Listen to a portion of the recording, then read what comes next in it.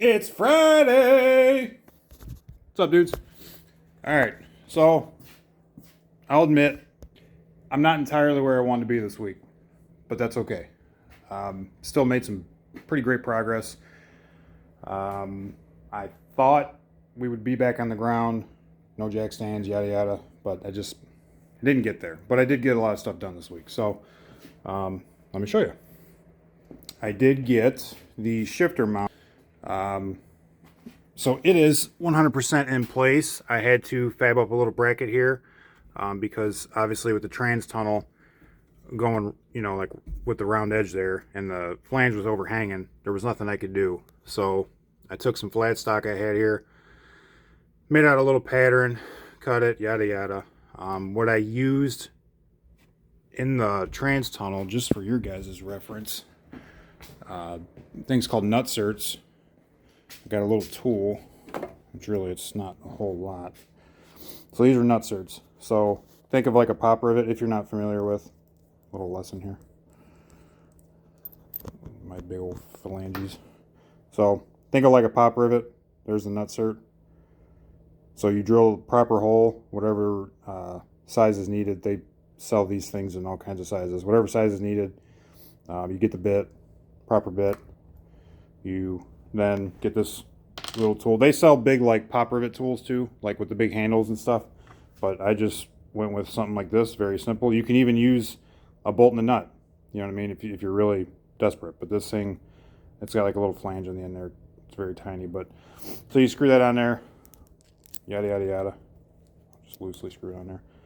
Insert in the hole. Hold that with a wrench. Tighten the top down, and then it expands just like a pop rivet. So really cool. So what reason I did that was I didn't want to have to try to crawl into the car. Obviously try to nut and bolt this thing together.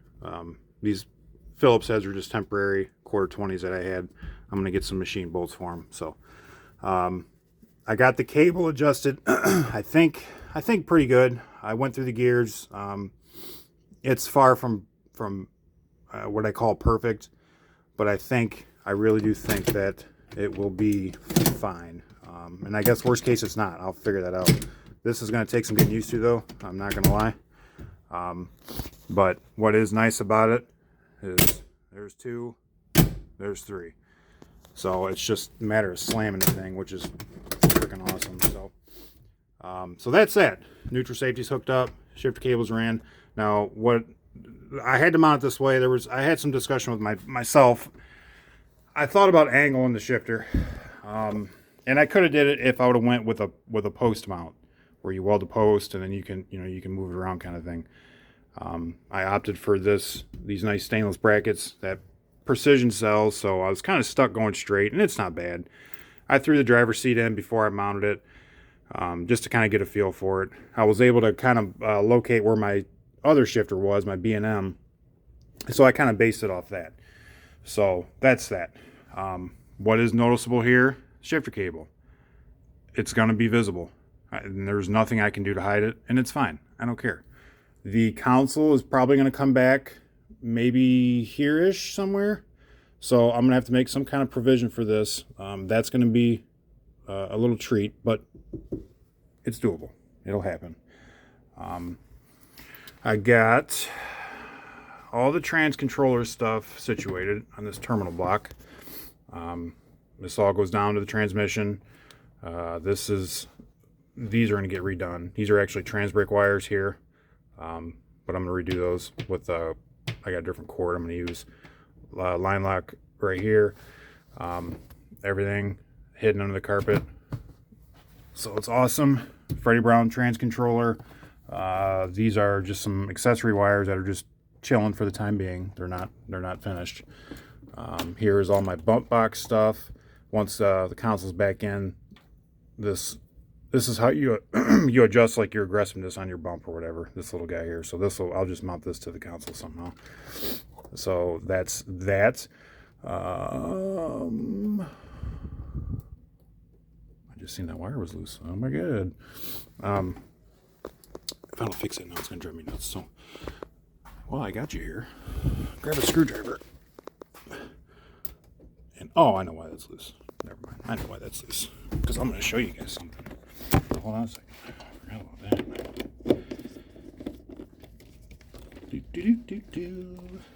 Need some elevator music for you. Okay, so I got the trans brake button temped in. The other thing with the shifter, I have came up with 2 brackets. They will mount to these bolts. I'll have to get longer bolts. They mount, they'll 90 out kind of. My trans brake button and my lockup for my torque converter will be here on this side. On this side, I have the mirrored bracket pretty much, and that'll be like my line lock. Now, I put my line lock on a toggle switch. It's frowned upon, I'm sure. I almost know it is. I've always had it that way, and I enjoy it. I mean, I don't know. It's just something I'm used to, so that's how I'm going to keep it. So line lock on the other side, trans brake, lock up on that side. Everything here at the board is pretty much done. I don't think there's anything else I really need to do here. I got everything routed to where it needs to be on that side of the car. And as you can see, heading up the dash and going over. So there's Holley power over there for the Holley dash. There's power window power over there, which I started. There's a little terminal block right yonder. So the power windows are done. Which actually... yeah. So power windows are done. So that's cool. Yeah, the bump box, trans brake is, here's the trans brake button in my hand. So as you can see, the bump box turns on, and then I don't know if I can, yeah, I might be able to do this. I can hit the bump button too, and you can hear it fire. Maybe I can't do this. I can do this. So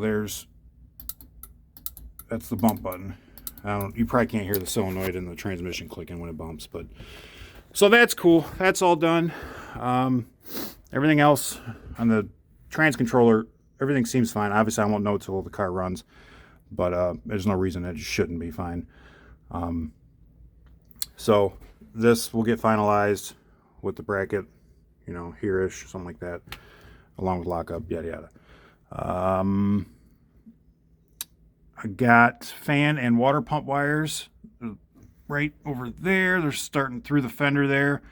Along with those will be obviously like the headlight harness that I'm going to use. I got a cable I'm going to use that a buddy of mine got. It's kind of similar to what I have already, but I think what his is a little bigger. I can show you what I have.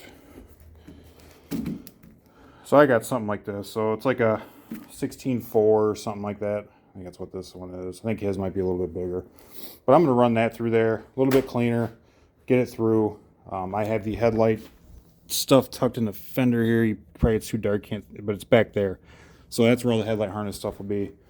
Here's my fan and my future water pump wires here.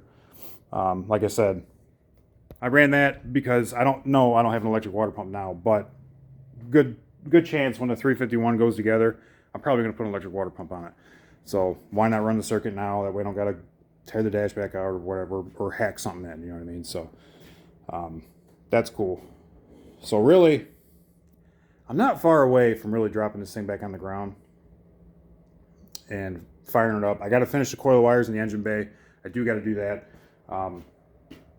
And I got to do this regulator for the 3G alternator. So this is a self-exciting regulator for guys. If you run the 3G alternator, it's a huge alternator. It's a big bitch. I didn't really want to get rid of it just because it is a nice alternator. But what was worrying me was being able to run it and with like this K&R system and everything, because with the factory Fox body dash, there's actually a resistor in it that excites that regulator.